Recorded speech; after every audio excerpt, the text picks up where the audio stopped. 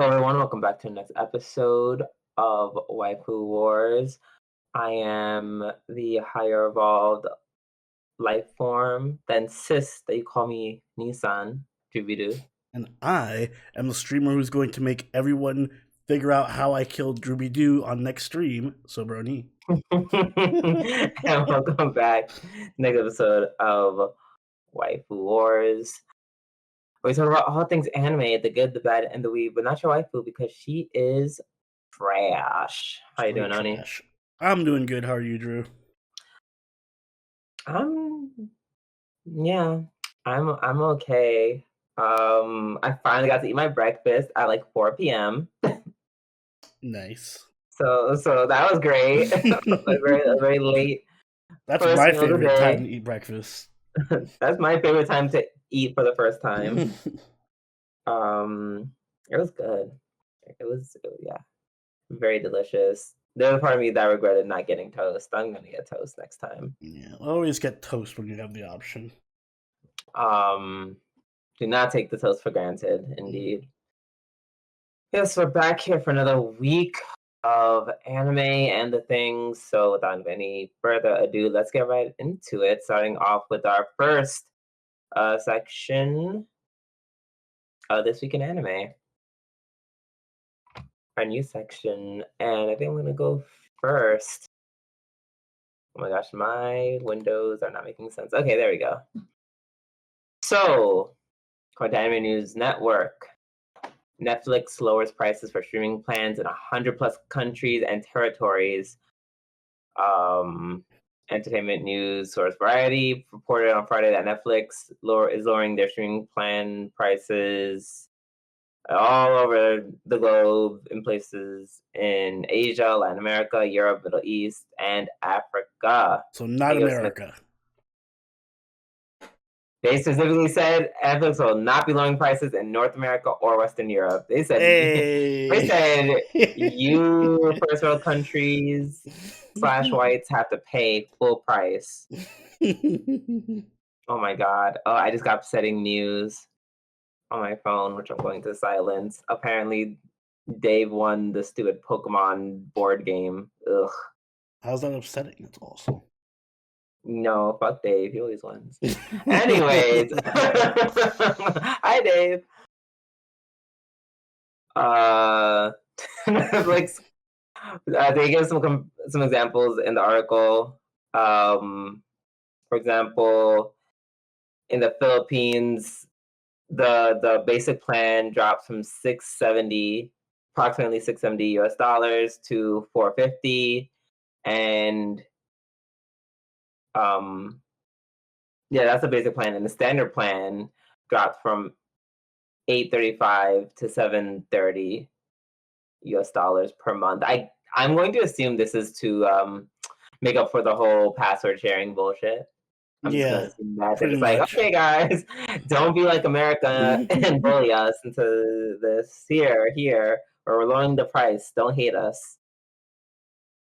Which I think that's actually that's a smart plan. It's a smart move. Because people look at America and they're like, us too. We will also not use it. So this, I guess, they're kind of just getting ahead of that. Yeah, it makes sense. So yeah, very smart move on their part. I love how they just have all the countries that are affected by this, and it's just like there's a part of me that just wants to read all the countries just to be annoying, but I won't because that's like a lot of reading. That's a lot of countries. It's gonna hurt me more than y'all because I can just skip over it as you should. All right, so that is that. And my second piece of news, Nintendo confirms it will not exhibit at E3 2023. Nintendo gave statements to multiple gaming press outlets, including IGN on Friday, confirming that it will not be attending E3 2023. They explained to IGN that apparently this year E3 show didn't fit into their plans. But it never does. They haven't been in like a decade. Well, it'll continue to be a strong supporter of of the ESA and E3. The ESA, by the way, is the Entertainment Software Association. Then here's the gag. IGN also reported last month that multiple knowledgeable sources, quote unquote, told the news agency that Microsoft, Xbox, Sony, and Nintendo would not participate in E3 2023, which begs me to ask the obvious question: then what the fuck are we doing? Yeah, E3 hasn't been relevant for a while. The thing is, it's funny because basically what happened is Nintendo started just being like, we're not going. We're just gonna do Nintendo Directs, and then they were like, oh, everyone else was just like, oh, wait a second, yeah, why the fuck are we paying to go to a convention space when we can literally just pre-record something and stream it? To be fair, PlayStation, the only time they didn't go was in 2019, I believe. Yeah, but and that was just a year. Oh, no. I thought they didn't go for COVID, or did they just not hold E3 during COVID? They didn't. I don't think they did. Yeah, the E3 didn't happen last year. Okay. They did it in 2021 as a virtual event. Mm-hmm. So yeah, so they've been very on and off. I don't know what E3 is gonna do this year with all three of them not coming. And basically you already stressed the obvious point. And Nintendo, along with probably the rest of the girls, are like, well, we can just do our own thing going forward, and it'll be less expensive.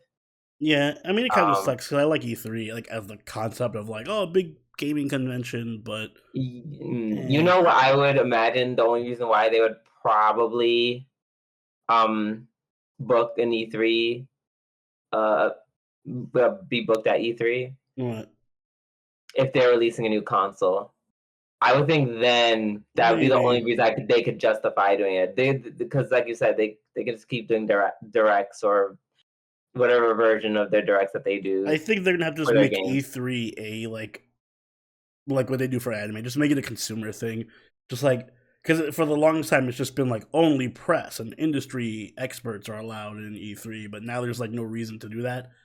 So let's make it like a big gaming fan convention. Yeah, or for like indie games. I'm not gonna hold you. I kind of thought that's just what it was. It used to be. It used to be that, and they just changed it.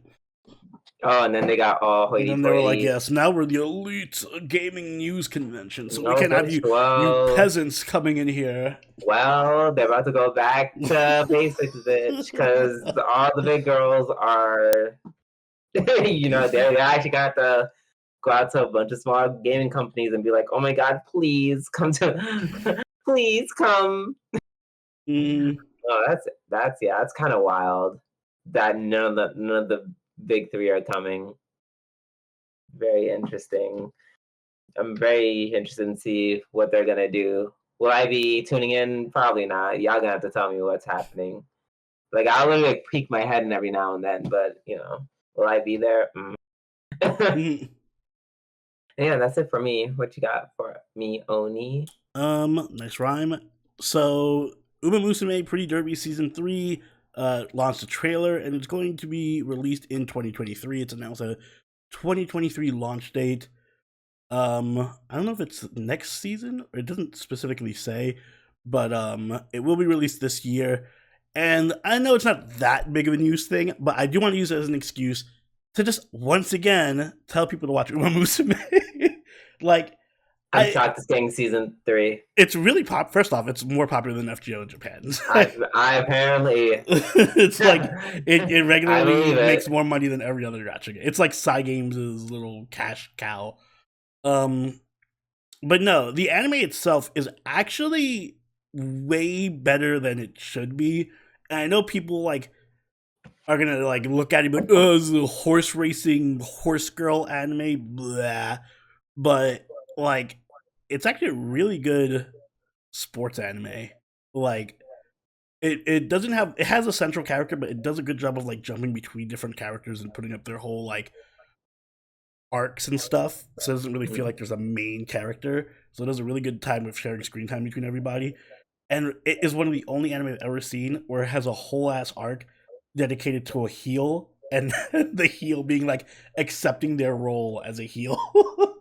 Like this whole character development arc being like, oh, people hate me, to going to, well, fuck people. Maybe they do deserve to hate me. I'm gonna fuck everybody up. Oh my god. It's like so many fun little character developing moments, and it's a lot. Obviously, it has a lot of production value because it makes a bajillion dollars from the gacha game. So it's just really fun. The races are actually fun to watch because they put a bunch of budget into it. It's just a good show. I feel more people should look into. Plus, maybe if enough people from America watch it, eventually we'll get the gacha game. Maybe, who knows? Yeah. Okay. Come on, Musume. Come on, horses and all that shit. Damn, you kind of you said the secret words, which was a fun heel. Yes, you know how I feel about fun. You know how I feel about villains. Yeah. Like a very fun villain. It's in my gay DNA. Gays love a good villain, and she's also the best character in the show. No cap. Oh well, damn. All right. I know promises. I got a stacked list of anime to watch. Fair enough. It's an imaginary list. It only exists in my head, but it's there, and there's tons of stuff. All right, now that we are done with our news, it's time for our weekly reviews, and we are going to get started with Vinland Saga Season 2, Episode 7. Yes. Oh,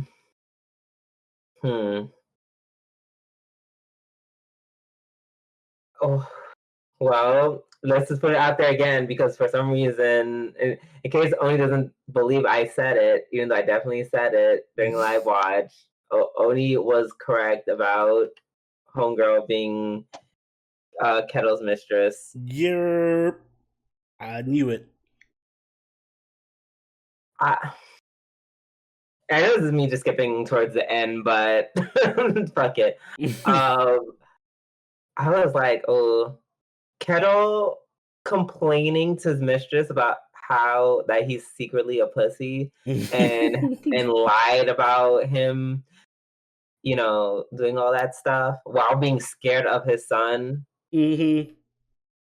Like, I'm just like, man, I don't. Is it toxic of me to lose a lot of respect for him? Yes, it is. How dare you push your toxic masculinity perspective? I guess I did, because, like, wow. You know what? He's not a pussy for, like, being gentle or being anti-war. I'm not saying you have to do any of those things. He is a bitch for lying about it. And he's kind of a bitch for being scared of his own son.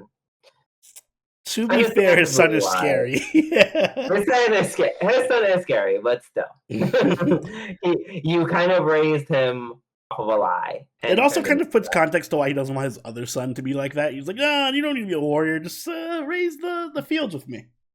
Yeah, because he's like, I don't need two of you assholes. Right, because he's like, I feel like he's secretly like, oh my god, one of my sons is going to kill me. And the worst part is him complaining about this to the mistress, who's just like, I just saw her face, and I'm just like, yeah, girl, I'd be dried up too. If he was doing all of this. You don't know, maybe that turns her on. You're the only one who understands me. Like, girl, like that's the thing. That's the other thing that makes him a bitch, because he's having this whole thing with his mistress and not his wife. I'm like, that's even more gross. Fuck his wife. That's even more gross. Can you blame? At this point, can you blame the wife for hating on the slave? It's like, no, but still, it's one thing. It's one thing if you're having sex with my husband, because I feel like at that point that's just like the status quo. But it's another if it's like you become his confidant as well. Now I feel like you're stepping on wife territory. Now it's like now it feels like cheating. Because now it's an emotional thing. Now he's being emotional with the slave. And the slave girl is just not interested. She clearly likes A&R. She clearly wants A&R's dick, but now she has to deal with this grown little bitch baby who's no, the consequences of my actions. Like, girl. Yeah. And he's like, he's doing this. It's like he's not doing this because he's just. He's doing this out of fear of being looked down upon and losing respect of his peers. Like, ugh. Just all like just watching the it's like watching slowly, like, oh god, it's like you're really turning into a pussy before my eyes. Like, whoa. All right, like, it's his defense. I will say, yeah. I mean, if he was soft, he'd probably just get killed. Like this is not an occupation where you can afford to be soft. I'm sure. Right. Like his own bodyguard would probably just kill him and be like, well, we'll just kill you and take your fart, man. Right. I mean, I feel like Snake wouldn't be that dumb because it's like, but the other ones would. Fox and them would definitely be like, oh, he's not a killer. Let's kill him and take his fucking money. Right. And I'm pretty sure like the name he somehow made, but I don't know how he made this name for himself. He somehow made that name for himself, and everyone probably those some respect. It's like the 1400s. I'm sure you could just make shit up. You like they don't have Twitter to verify or anything. And you know what the gag is? What? He's so much of a bitch that his friend had more balls than him. He was like, yeah, we could do all this nice, helpful stuff and blah, blah, blah, blah. Yeah. But then he would be disciplined, so we gotta beat their ass. And he's like, oh no, we gotta beat them.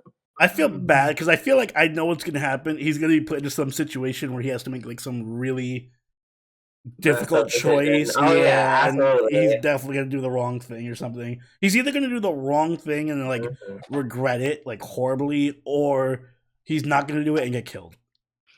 Yo, this when he's like, well, let's have Thorgil do it. He's like, yeah. He's like, yeah, be gentle, yeah. Don't aim for the head or anything, yeah. And then just almost breaks his ass. Breaks his ribs in the first hit. Like, if you I don't know. I feel like there's definitely a way that he could have done it, but he was too busy being a pretty little, scary little bitch. I like how you don't respect him anymore, and I totally respect him more now. Like, oh, I feel bad for him. No, I maybe respect him. I know, and I feel like you're. Because I was expecting him to be an asshole. Wait, why do you expect him to be an asshole? Because he was acting so nice early on. I was like, oh, he's probably a secret asshole or something. Oh, but no, he's actually a secret bitch, and it's super nice. No, They'll make me title this episode "Secret Bitch." Can you put an exclamation mark over? Yeah. Yep, that's it. I'm gonna to you. Yep. Thank you.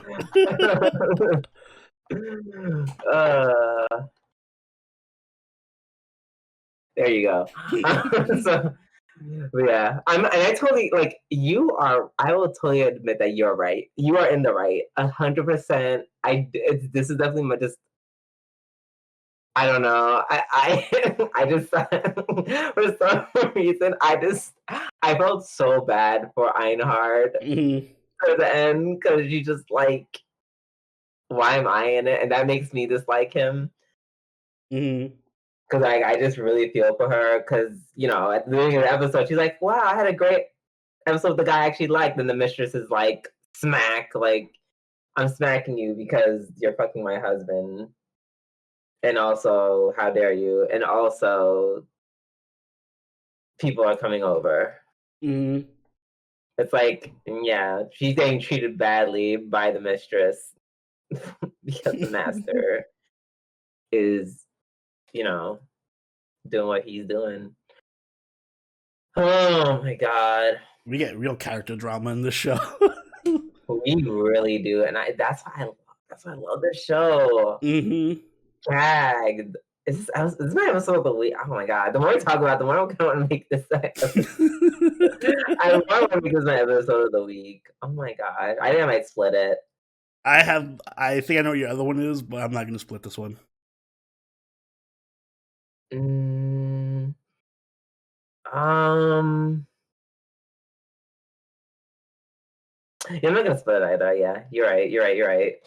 I'm enjoying talking about it, and that's why I was considering giving it. This was a great episode to talk about. Like, as opposed to sometimes we watch shows that are like really fun to watch, but then like there's nothing to talk about. They really say, yeah. Let's see. Yeah, but then let's talk about his son. Let's talk about Mr. Thorgil. Yeah, big bitch, big boss. Yeah. He is not a big bitch. Oh no, he is not a bitch at all. No, he is a little opposite of his father in all the bad ways, in the worst ways. You know, now that I think about it, it's like his sons are both sides of his personality. Like his Thorgil is just like this big guy. He thinks like the persona he projects. Like, I'm the big, strong leader of this farm, and I can kill anyone. And his other son's a whiny little bitch who can't do anything. Yeah, that is true. Both sons are kind of representations of his I guess one is how, yeah, like you said, one is how he is perceived, and the other is his true identity. How he is, yeah. Yeah. Because I'm still gagged at why would you give your brother a necklace of ears? I mean that's a cool gift. At least it's thoughtful. Like work went into that. It's craftsmanship. True, but it's like it's a bunch of dead rotting ears. I would like to think that he at least put like something in them to prevent rotting. Oh, did he take out his freezer that exists only hundreds of years later and stored it there? Is that how he put some like ancient herbs in there or some shit to stop the smell? Something tells me he's not that smart. Maybe. The worst part is he was definitely walking around with it like in his pocket or some shit. Right, just like here's my pocket of necklaces of ears. It's like, yeah, I just carry on my ear necklace. Oh my gosh, gross. Could have been worse. Could have been a necklace of penises. That's his next gift. Yeah, that's for his father. For you, Dad. Wow, we come full circle. Yeah. When Thorgil finally gives him a literal bag of dicks. Yes, just as what's his face? Louis C.K. mentioned. Yeah. Yep, and then after he gives him his bag of dicks, he's gonna whip out his dick and start masturbating in front of him. Anyways. Wow, this took a turn I was not expecting. But okay. I know. Listen, that's literally the only joke I know about the bag of dicks joke. That's it. There's nothing else I know about that man. Damn. What? Tragic. He has so many other good jokes. Let's see. And at the beginning, Einar was really silly in the beginning. The whole scene where he's like praying, and then he's like, "Thorfinn, let's pray." Pray to who? Who the fuck you want? Need the shit to grow. Mm-hmm. And I'm just like, you know what? You see, why can't we be like Einar? He didn't say you must pray to Allah. He didn't say you have to pray to God. He didn't say you have to pray to the Orishas. He said, girl, pick a god and get to kneeling. Yeah, pray to whoever is going to make this field work. Yeah, he had me gagged when he said pray to Yahweh. I was like, oh my god. I guess back in those days. Yeah, I guess that's what they called him, I guess. Mm-hmm. But yeah, this was a fun episode to talk about. I will say I am gagged by in a good way, I'm gagged that Kettle lied about everything. I mean, I was kind of expecting him to be like, no, I'm just so tired of the bloodthirst.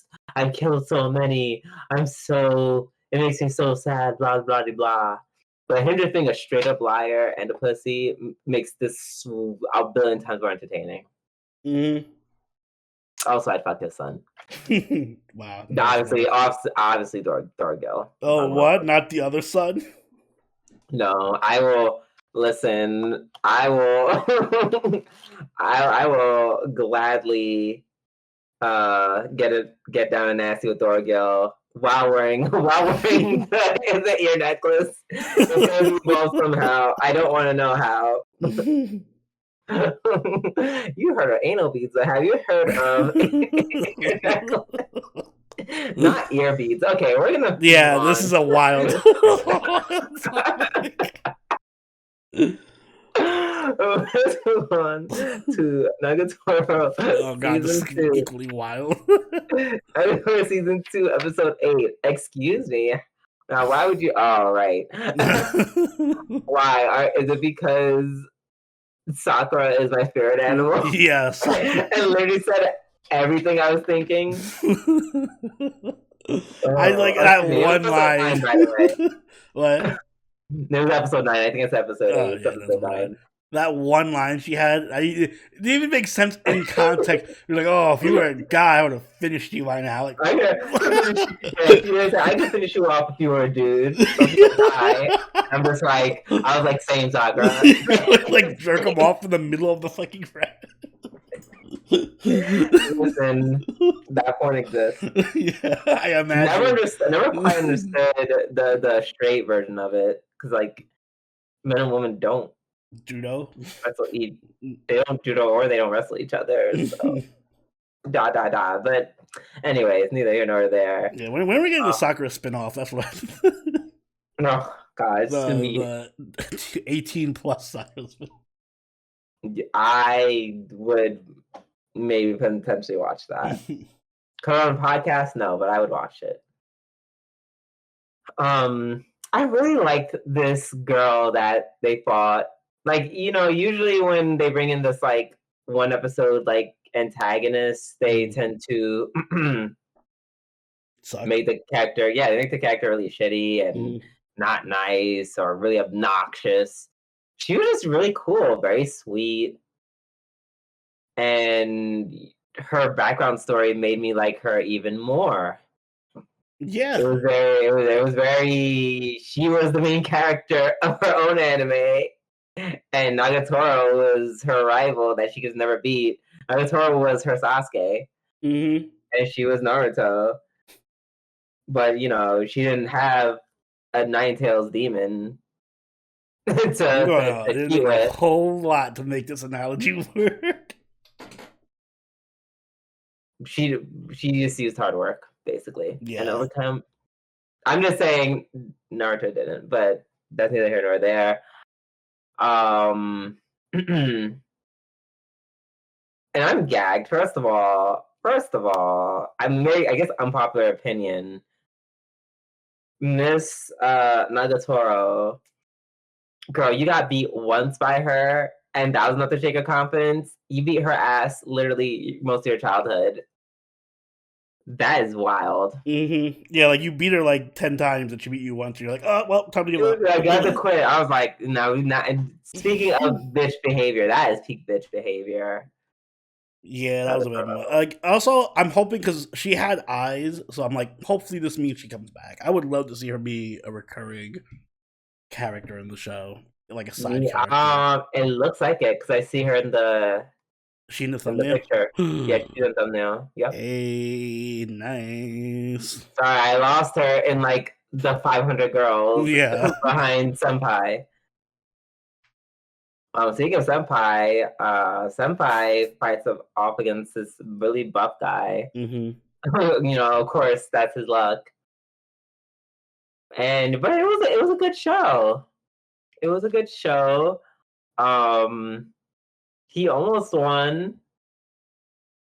I was like, They both lost due to bullshit. The refs suck in this arena or whatever. They literally both won their matches, but they like lost on dumb technicalities. I mean, I know you're pinning him, but time's up. Sorry. I mean, well, no, Senpai didn't fully pin him. He was pinning him. It wasn't a full pin. Just like when he got tossed, it wasn't a full point. Oh, I'm sorry. If I have you on the floor and you can't get up, I can do that a pin. I mean, if by that logic, Senpai would have lost already, but. Wow, are you the ref? Are you the ref? What about Nagatoro's match where she literally flipped the other girl, but it didn't count because you flipped her out of bounds. You flipped her too good. You flipped her so hard she went out of bounds. I thought Nagatoro was out of bounds when she did the flip. So what does that matter? Why does it matter where you're flipping the person? Like it should. I flipped you. Girl, you have to ask them. I don't because I don't like these refs. These refs suck. They're I will agree. Clearly, Kansas City refs. Out of bounds. I will say the out of bounds thing. Like I will accept if I'm with Senpai that with her losing because of some out of bounds technicality, that was a bit of an eye roll for me. Cause I'm just like, why? So I can agree with you with that. Mm-hmm. And then the episode, how it ended was so cute.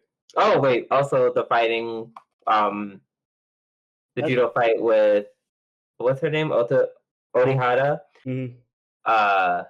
It was good. It was pretty good. Better than what would be needed for a comedy romance anime. Mm-hmm.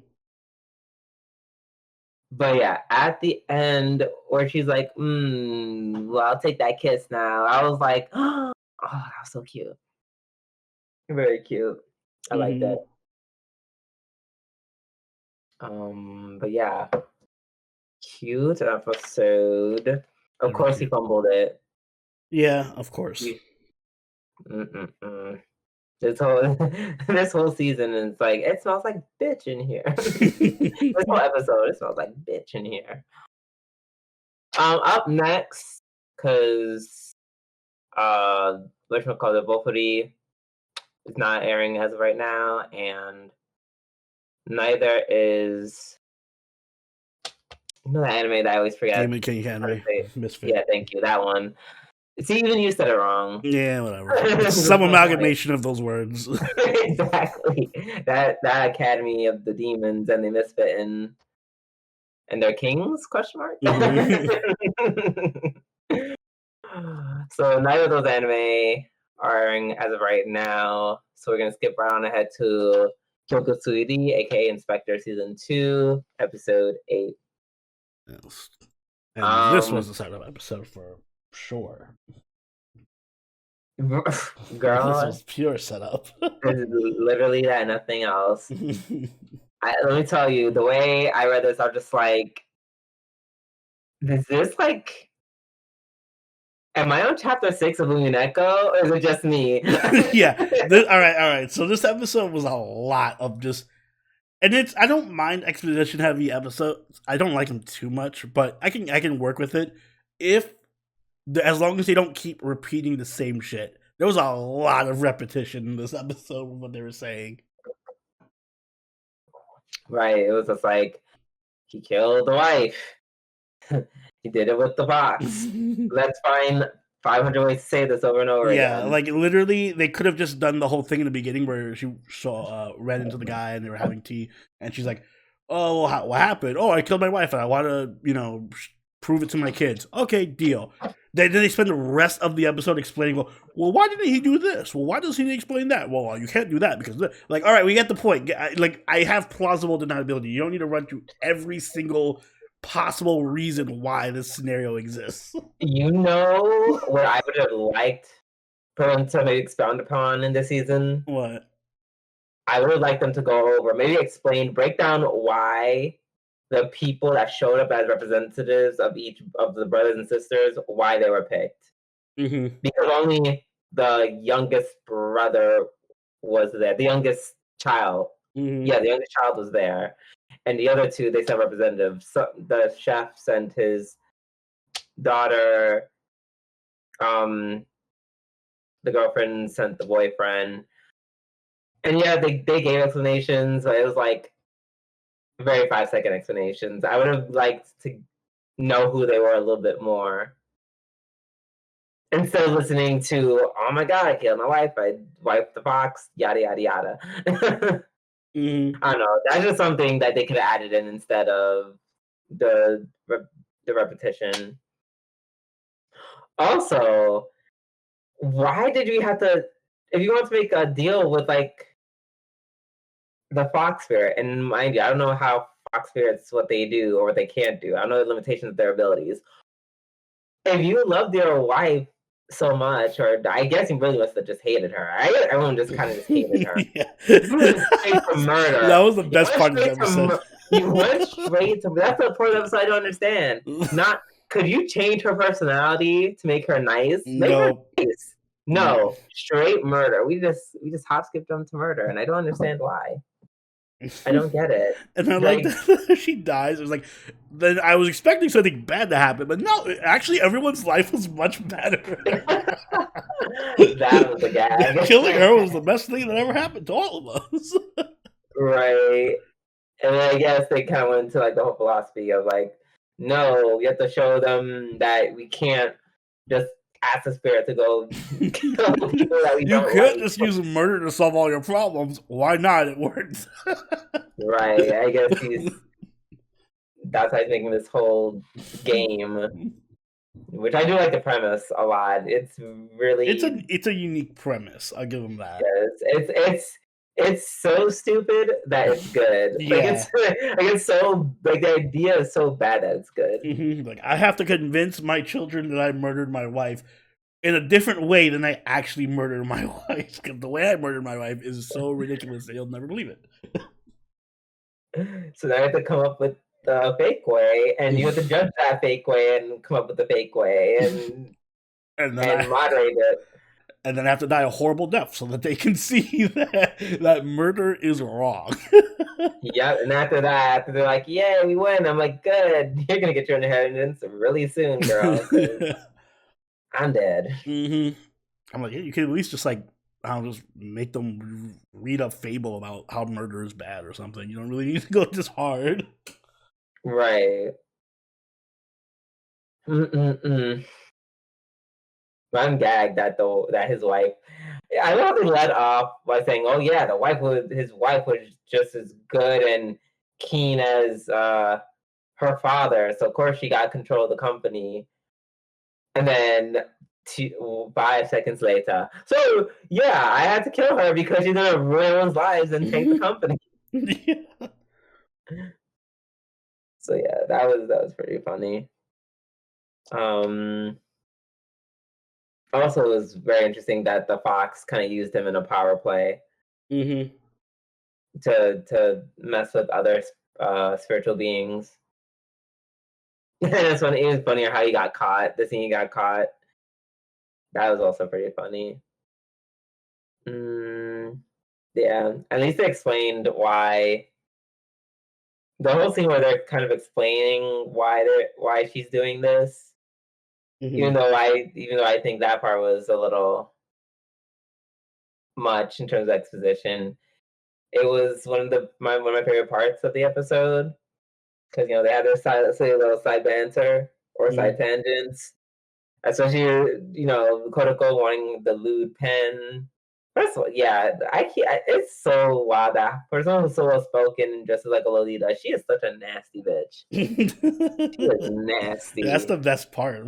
That is the best part. And then I think before or after they get the lewd pen, she's like, "Oh my god, here's my underwear." and then yo, he is wild. I feel like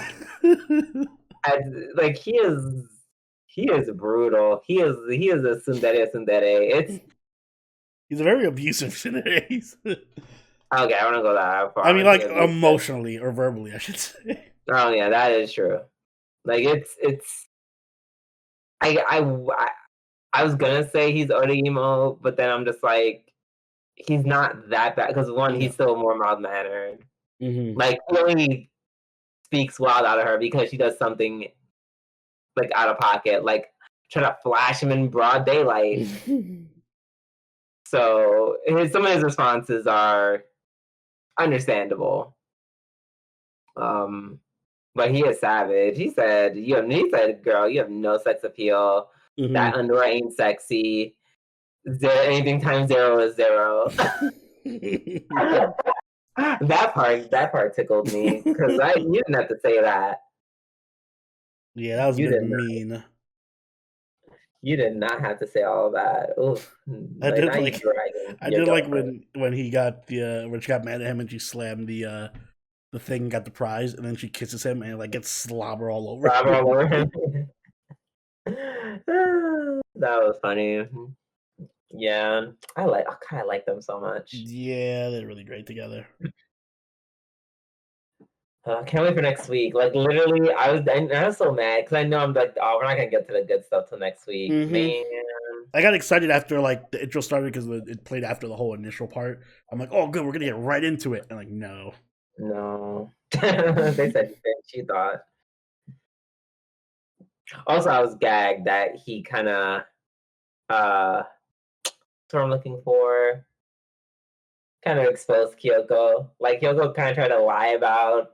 And he's like, no, I'm a science girl, da da da. And then he's like, first of all, I know spirits. Girl, I know how you lost your eye in your leg. Nice try. And then she's like, "Ooh, all right, fine." So yeah, good episode. I'm super excited for next week. Same. Let's move on to Nier Automata 1.1a. And this is my episode of the week. Is this my episode of the week? Yeah, it is. Yeah, how could it not be? Pascal was in it. That's one of the few parts of the game I actually remember. The whole robot village and Pascal. Yeah. It's one of the very few episodes where nothing really happens, but there's no action, I should say.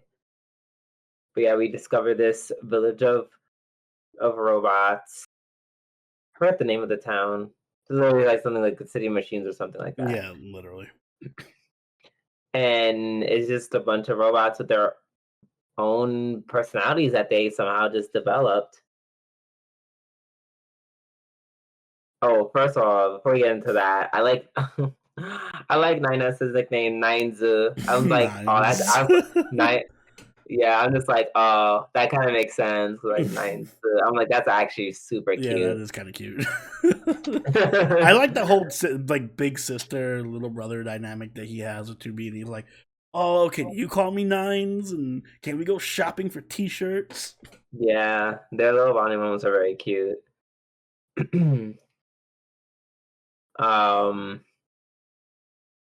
And then just as they're about to get to work on these machines, they're like, nope, please don't kill us. Oh, well, before all of that, we also got introduced to or reintroduced to Adam and Eve. Yes, the robots, the brotherly robots who are not husband and wife. I find that name so funny that they named each other that because they're like, oh, we're new life forms, so I'm Adam and you're you can be Eve. And I'm just like, oh, as long as they don't have sex with each other, I'm okay with that. I like the gratuitous underwear shot. Like, wow. Oh, yes. Very, very good job. I'm finding like some clean. I'm gagged that you saw that. Clean pair of briefs in the post-apocalyptic world. I feel like they just made them. Like I don't know what they do. Like I just think they're kind of like mini gods. Yeah, maybe. I like that the machines in the village, they had, their own personalities. And they seem like people as opposed to like the bots in earlier episodes who I feel like they may or may not have just kind of taken on personalities that they saw or observed somehow. Because I'm still kind of shocked by that one scene where, for whatever reason, the the things are just fucking. The robots are just kind of fucking.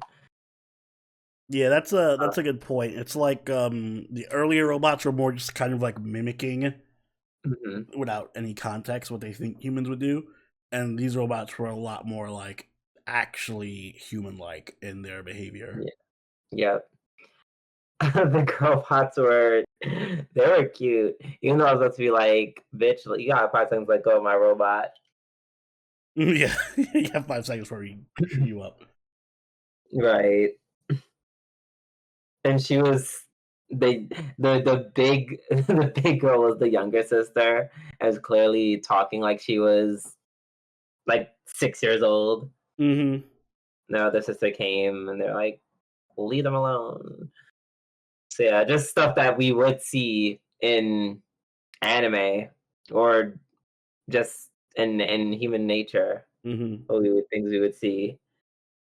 The thing with the music box. Before and after they observed the tree. Mm-hmm. And speaking of the tree, yeah, so there's like some human technology, and you don't have to confirm or deny this. Mm-hmm. And I don't know why I didn't even I don't even know why I didn't think of this, but for some reason I'm starting to believe that the machine life forms that they were made by humans. I don't know, like I think they were always seen as something that came from da da da. They came out of nowhere and just took over Earth one day. Mm-hmm. But now that I remember that story, that's a story according to 2B, and humans are awful people, so of course they would lie to their androids to believe whatever they want. And at this point, we're so like these human records, of course, could easily be lost or tampered with because this is like year 5,000 something, right? Mm-hmm. Like way in the future. Exactly. So at this point, I just believe I'm like, oh yeah, because it doesn't make sense that humans made these robots. Robots are like, let's just take over and kill everything, and then they're like, okay, let's make better robots who won't kill us and try to take back our country. Our world. Mm-hmm. So that makes more sense to me. That's just my little theory. That's my little theory. Interesting theory. I did notice in this episode, I think when Nines was hacking into the life form in the tree and he saw those memories, I think those were memories from might have been an Easter egg for Drakengard, which is like the prequel to Nier. Those characters and stuff. I don't know. I've never played Drakengard, but I just know it's the prequel to Nier, so that's where it would make sense. Mm-hmm. Where they show how the robots rose up and took over everything. I think so. I have no idea what the plot is, but those characters look way too well designed and all that shit. I'm like, those are not just like random characters; they're from somewhere. Oh yeah, and they're not. It's not giving Android. Yeah. So yeah, very interesting. The whole scene. Well, actually, it seems like hacking the mysterious life form had an effect on INS, and I'm looking forward to see what that effect is. Mm-hmm. Also, towards the end of it, you see the robots like fighting amongst themselves over the music box. I'm just like, this is incredibly human behavior. Yeah, it's like just kids fighting for a toy. Right. Also, I don't know how times I said also at this point. But oh shoot, what was I gonna say? I was concerned. Mm-hmm. I was concerned that one of the robots was gonna turn back to just being a murder bot. Right, like, no, kill, and they just like, I don't know, the emotion overload, and all of a sudden just wants to kill everything. Yeah, I kind of got that vibe too. I was like, oh no, I hope this doesn't happen where they like one of them goes berserk or something. Yeah, you know who also had that vibe? Nine-Ass. He was like, oh, time to kill. Yeah, immediately. But then they got the status report call from Yorwa, whatever they're called. Yura. And yeah, no, this is a very awesome episode. Yeah. It definitely gave me chills how Adam was like, "It's time for you to call me Nissan." It's like, oh, not Adam said, and you know what's so interesting? Oh God, not me already drawing similarities between Adam and Eve and Adam and Eve.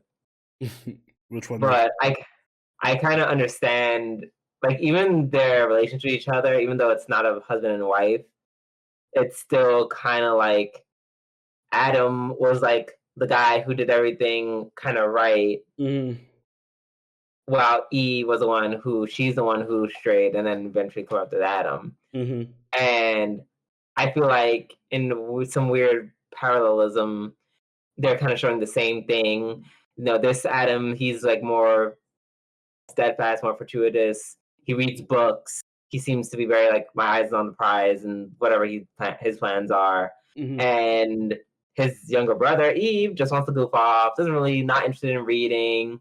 Calls him Oni-chan, like Ni-chan and all that stuff. Clearly is not interested. Like their personalities are already very different. Yeah. You know, one is more likely to fall off the quote-unquote right path. While, Adam seems far less likely. So yeah. The parallels, the symbolism. Yeah, that was good. I like that, and the way they design the characters. And maybe Adam, because Adam read this story, he's like, I see how this ended. We're not doing this again. You're not going to be that Eve. You're going to be a new Eve, bitch. I think that's pretty cool. I think that is pretty cool. So yeah, looking forward to the next episode. And last but not least, on this very short podcast, we have I don't know why I'm doing this. I don't even know what country that is. What country German? is that? Switzerland? I was gonna say German. Same difference. Like it's in the same area. Last but not least, we have Tunrize, aka Endon Kobayashi, live. So at the beginning of the episode, Fina's mom tries to convince Leon to help her fight off the Witch of Yore. This whole part where the mom and Leon actually have an assorted past. Yeah, we have like this random spicy moment between them. One line. And see, this is what I like about it, because villainous animes, the villainous animes, they don't do these kind of plot twists. That's true. They're very like straightforward with the path, they don't do plot twists like this. Like, oh, well, we knew this person through this way and this convoluted way, and so on and so on. And it makes me kind of sus of the mom now, because I'm like, and Leon. Right, because I mean, we don't know how she is now. But back in the day, she was just like, she really did not fucks with her family. She was like, she's like, they're my enemy. They must go down. I'm like, damn, who else is your enemy? But I'm gonna assume they're not doing anything bad because they're all trying to kill the Witch of Yore. The gag would be if the Fina's mom was like, that's what I was thinking. The Witch of Yore to destroy like my family's empire. I would gag. Yeah, I was thinking either she's gonna like try to manipulate the Witch of Yore or something, or she is the Witch of Yore. I just don't trust her. There was a couple of really like good lines this episode. I don't know if I want to say good, but they like made me laugh out loud. when her mom goes to Leon and she's like, "Oh, you've grown." She's like, "Yeah, I'm roughly the same age as your husband." that line. I'm like, damn, you trying to get it in? This. I didn't think there's someone who could fumble the ball harder than Senpai. Leon said, "Hold my beer." You remember your dead husband? I think about his age right now. Yeah, I'm about your dead husband's age. I'm like, why would you say that? Why would you say that? You haven't seen me. Like, was always your dead husband. Is that getting you hot? Top 10 turn ons, reminding woman of dead husband. Girl, what are you doing? Like, whoa. Unprovoked. and it's funny because it turned the moment he said that. Like, they were going for a little, like, oh yeah, you're older. Yeah. And then he said it, and she's like, all right, anyway. Yes, you aren't helping me today. Oh my god, it was immediate. I hated that for him. Like, damn, that. You were so close, Leon. You were just that close. Yep, and I know she would have been the type to give it up. 100%. She was definitely the type to give it up for spicy romance. I mean, considering her first relationship. All right, I don't think she's probably gonna. I mean, while I still think though her being in cahoots with the Witch of Yore is still a thing, it could be a thing. I'm saying now, I'm thinking about it, not as much because she kind of did all that for her husband, and the husband is dead now. So, yeah, but she seems like the type who would just use people. So, I mean, given his background, ... You know, that makes sense. But yeah, oh my god, it's gonna stay with me all night. That was a great scene for no reason. Amazing. Lise starts avoiding the prince because she's like, no, he's loving me. No, and to be fair, this is kind of like, this is what love bombing looks like. I'm not saying what he did is love bombing. Do you know the concept of love bombing? Yeah, like you shower somebody with gifts and affection. Yeah, and then once they do something you don't like, the person who's been love bombing you is like, well, I did all these things for you. So yeah, it's a manipulation tactic for sure. So I guess it makes sense that she'd be like, what's going on? Because you're all of a sudden just doing the most, which I think is kind of cute.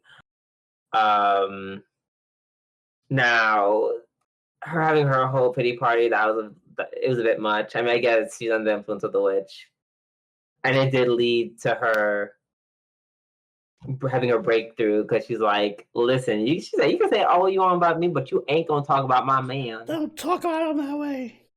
She said, that is my man, and I'm gonna stand beside him. And push the Witch of Yore all the way back. That is my man / God figure, and I will not stand for the slander. Yeah, that was kind of weird. She's like, oh yeah, she worships him. And I'm just like, okay, that's a little weird. Did we have to go to a worship route? Can we just say that she's like loves him? Like, nope, worships him. She he might as well be like the incarnation of Jesus to her. And the gag is I think that's the disconnect for me because I haven't seen it. Yeah, that's how I'm just like, oh, he's a cool guy. Yeah, a really cool guy, but no one sees this. Not even he sees it. Oh, he had the other great line in the episode though, when he's like, well, bombing her, and he's like messing with her hair, and he's like, oh, you're gonna get my hair messed up. He's like, oh yeah, I gotta save that for other times I can get your hair messed up. I should be doing that somewhere else. I'm like, god damn. Like, I'm like, you know, first she normally gets flustered at like really minor stuff, so that was like, all right, that's an actual I'll get flustered and leave the wagon moment. Yo, that's it. She said, let me just leave. Like, you wild. And I get it. Yeah, I get it. Yeah, she has like an intense inferiority complex, and I just kind of don't understand where it came from to that extent. So yeah, don't know, but I don't think the Witcher is done with them just yet. She'll be back. She'll be back. Yeah, Yeah, there's still 3 episodes left. There's time. I just hope they don't keep leaning too hard on the whole. Oh my god, I'm super sad. I know that's what they're gonna do, but it's gonna annoy me. So yeah, um, yeah, I think that's it, and we can end the episode right there. All right, guys, if you enjoyed this episode of the Waifu War podcast, make sure you hit that like button and subscribe so you get every episode as they go up every week. If you haven't already, do follow us over on Twitter, follow us on Twitch, and join the party on Discord, all linked in the description down below. If you like, you can even become a channel member or patron and join us for our weekly live watches. This season, we're watching Vinland Saga and Nagatoro. And soon we will be reaching a new season of anime where you guys can vote on one show we'll watch during the next season and join us for whatever we're live watching next season. So if that sounds fun to you, you know what to do. And Drew, do you have anything you'd like to add? It's the end of Black History Month. So yeah, just keep in mind that we are here and we are Black, and yeah, that means something. I'm proud of it. I'm proud to be a Black content creator who talks about anime with my friend who's also Black. Shout out to all the content creators who are doing their thing in the sphere. Shout out to all the Black FGO content creators. Yep. Y'all are awesome. You know, we don't really say much around this time, but at least in some little way, I'd like to give my flowers when I can. Same. So yeah, flowers for all. And on that wonderful note, this has been Silverny and Droovy Doo. We'll catch y'all later. Later. Bye.